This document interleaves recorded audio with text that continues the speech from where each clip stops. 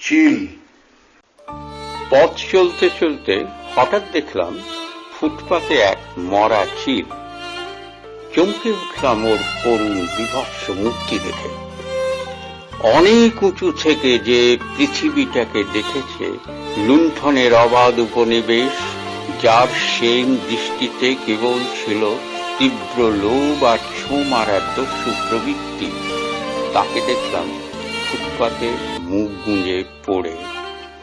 গম্বুজ শিখরে বাস করত এই চিল, নিজেকে জাহির করত সুতীক্ষ্ণ চিৎকারে, হালকা হাওয়ায় ডানা মেলে দিত আকাশের নীলে, অনেককে ছাড়িয়ে একক পৃথিবী থেকে অনেক অনেক অনেকে আজ নিরাপদ, নিরাপদ ইঁদুর ছানারা আর খাদ্য হাতে ত্রস্ত পথচারী। নিরাপদ কারণ আজ সে মৃত।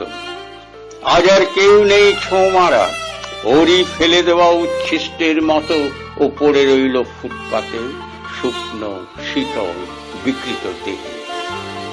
হাতে যাদের ছিল প্রাণ ধারণের খাদ্য, বুকের কাছে সযত্নে চেপে ধরা, তারা আজ এগিয়ে গেল নির্ভয়ে, নিষ্ঠুর বিদ্রুপের মতো পিছনে ফেলে আকাশচ্যুত এক উদ্ধত চিলকে।